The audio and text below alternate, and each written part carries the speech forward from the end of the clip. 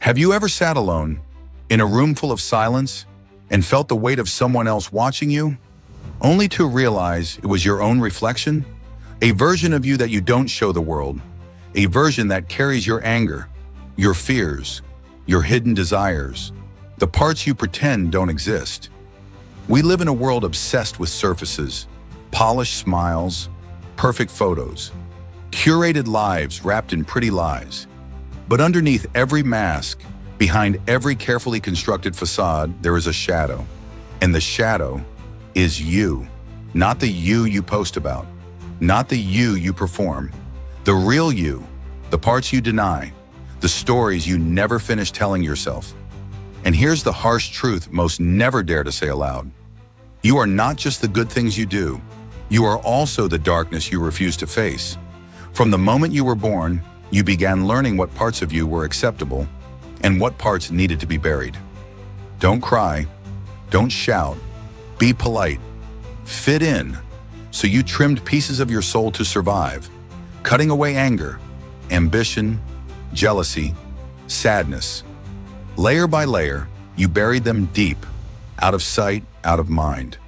But here's the thing, the unconscious does not forget. Every feeling you rejected, every truth you denied, still lives inside you. It waits, it watches, it whispers, and the more you try to silence it, the louder it screams. Think about it. Ever snapped at someone you love for no reason? Ever sabotaged your own success moments before it arrived? Ever felt a sudden wave of anxiety, rage, or sadness you couldn't explain? That's your shadow. It does not vanish because you ignore it. It festers, it grows stronger in silence, until one day it breaks through the cracks, in moments of fear, failure, heartbreak. You can't outrun it, you can only confront it. Carl Jung, the father of analytical psychology, said, "Until you make the unconscious conscious, it will direct your life, and you will call it fate."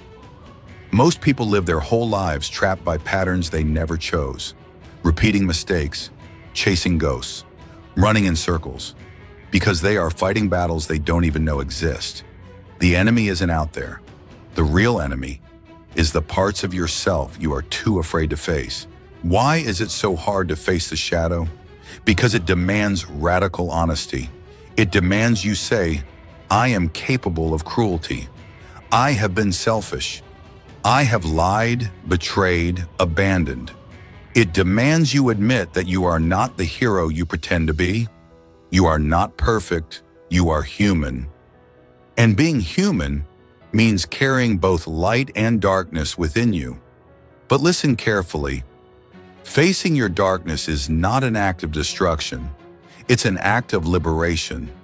Inside your anger is the fuel to set boundaries. Inside your envy is the roadmap to your deepest desires. Inside your fear is the key to your courage. The parts you buried are not your curse. They are your unfinished symphony. Your shadow is not your enemy. It's your potential trapped in exile. So how do you begin the journey back to yourself? First, you notice. You become a quiet observer of your own storms.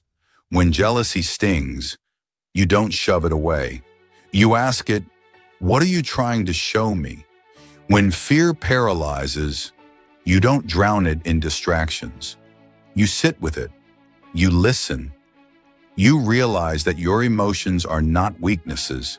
They are messengers, each one carrying a letter from the forgotten parts of your soul.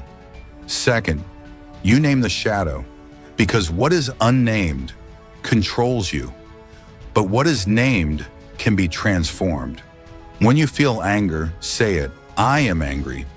When you feel jealousy, whisper it, "I am jealous."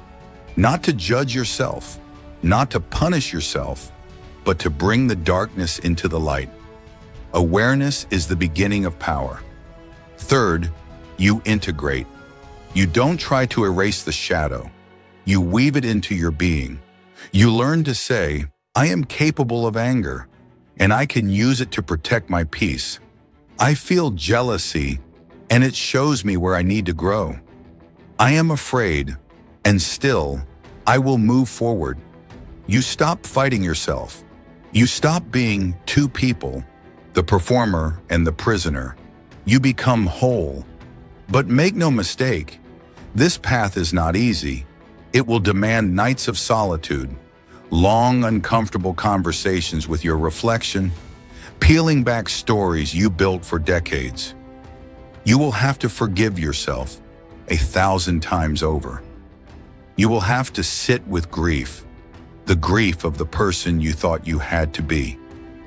You will have to let parts of you die, the fake parts, the fearful parts, so something stronger can be born. And still, this is the only path that leads to freedom, because as long as you reject yourself, you will keep searching for validation that never comes. As long as you hide your truth, you will keep feeling unseen, even in a crowd. As long as you run from your fear, you will never know your courage. Facing your shadow is not an act of rebellion. It is an act of deep, sacred love. The kind of love that says, I see all of you. I forgive all of you. I choose all of you. And when you finally stand naked before yourself, without masks, without lies, without shame, you realize something profound. You were never broken. You were only incomplete. The world will try to sell you 1,000 ways to fix yourself. New habits, new products, new identities. But you don't need fixing. You need remembering. You need reclaiming. You need returning to the person you were before the world told you who to be. So tonight, when the noise fades, when the screens go black, when you are alone with your breath and your thoughts, look in the mirror, not the mirror on your wall, the mirror inside your soul. Ask yourself, what have I been running from? What parts of me are still waiting to be loved? What am I afraid to see? And when the answers come, as they always do, don't flinch. Don't run. Stay. Stay with the fear. Stay with the grief. Stay with the rage. Because just beyond them is your true self, waiting, hoping, believing that one day you would finally come home. You are not your mistakes. You are not your fears. You are not your failures. You are the one who survived them. You are the one who still chooses to rise. You are the one who still dares to love, even the broken parts. And that, more than anything else, makes you unstoppable. Face your shadow, not to defeat it, not to destroy it, but to dance with it, to learn from it, to become something larger than fear. Because in the end, the shadow is not your enemy. It is your teacher. It is your guide. It is the gatekeeper to your greatest freedom.